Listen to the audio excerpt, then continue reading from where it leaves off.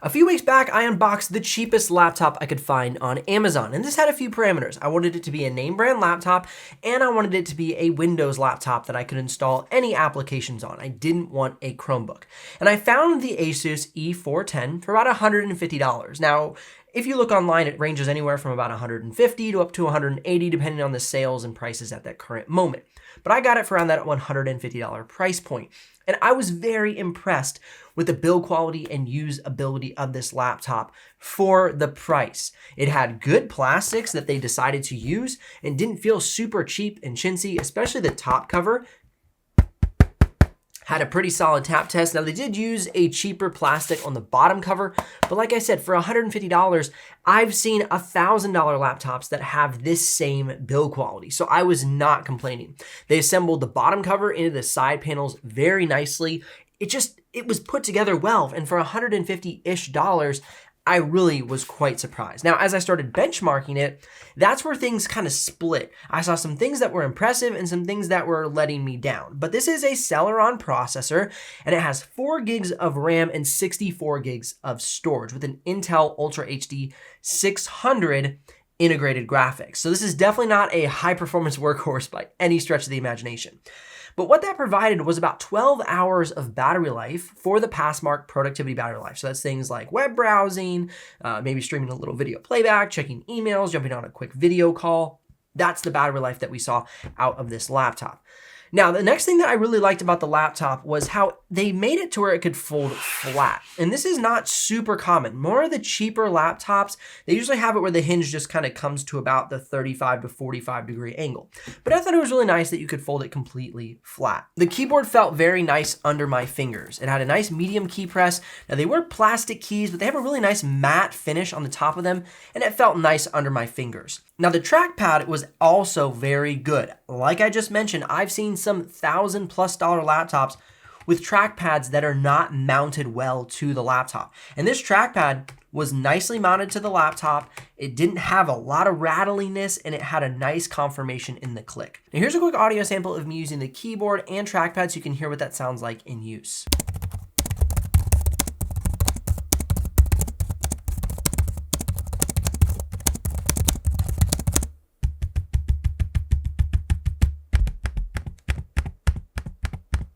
And here's a quick sample of me using the webcam so you can check that out. This is the webcam on the Asus E410 and a little sample of the audio for you as well. And lastly, here's a quick audio sample of the speakers in use so you can hear what those sound like.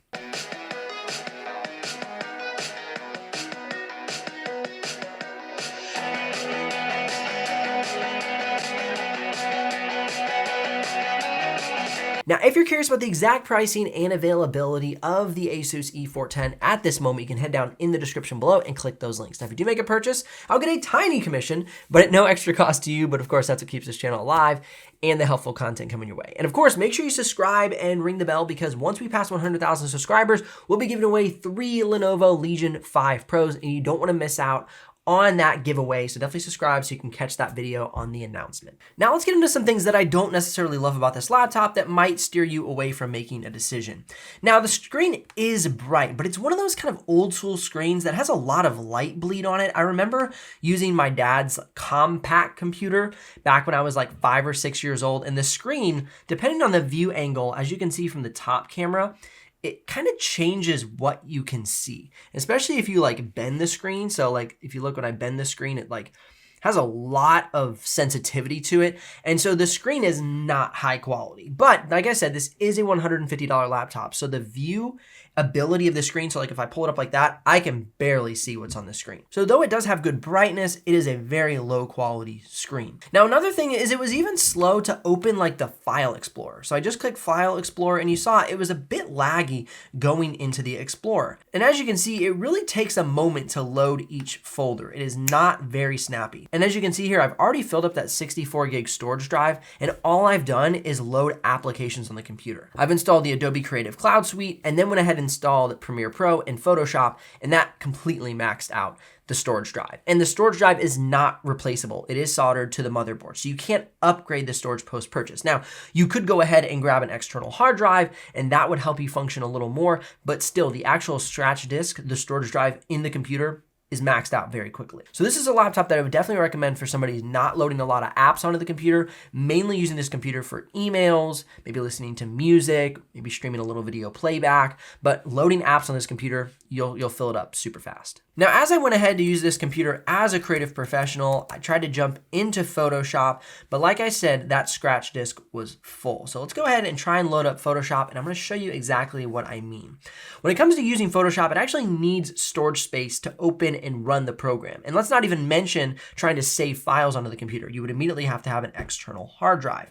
But as I go to even open the program, you can see here that it says there is no free space available on the scratch disk. The selected scratch disk is completely full. Now it does say here that you can change the scratch disk by holding Control-Alt when launching Photoshop. So let's give that a go.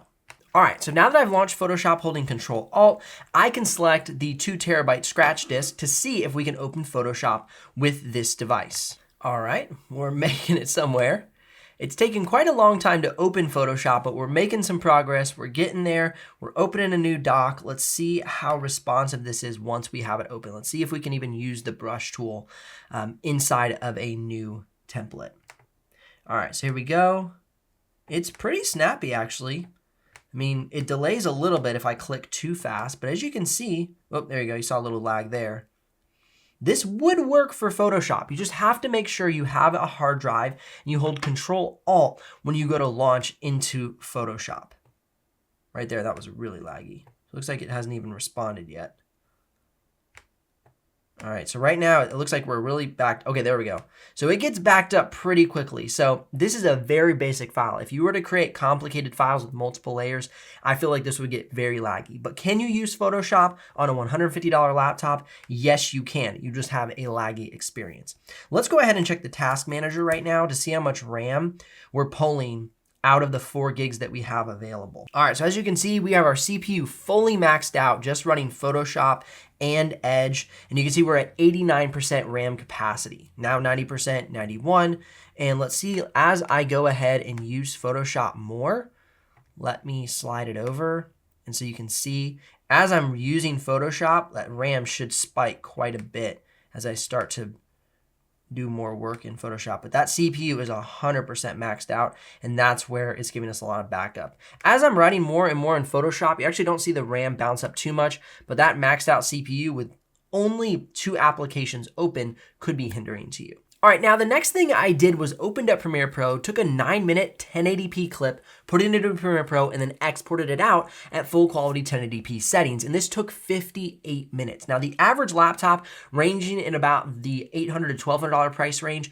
takes anywhere from about 58 seconds to about 1:20 seconds. So as you can see, this laptop is very underpowered for video editing. So I don't recommend video editing on the Asus E410. All right, the last thing I'm gonna do is pop open YouTube and go ahead and play a video and see how long it takes to get that moving. So we just searched youtube.com, enter, loading up the web page. I do have quick internet. It's at least 300 megabytes per second. And you can see it's the computer that's actually causing the slowness. Let's do a quick search, which would be Ryan Dungey Cornfield. That's the video you always see during the audio tests. And let's go ahead and click that. Make sure the audio is set to off so it's not loud. It loads decently fast. And here we go.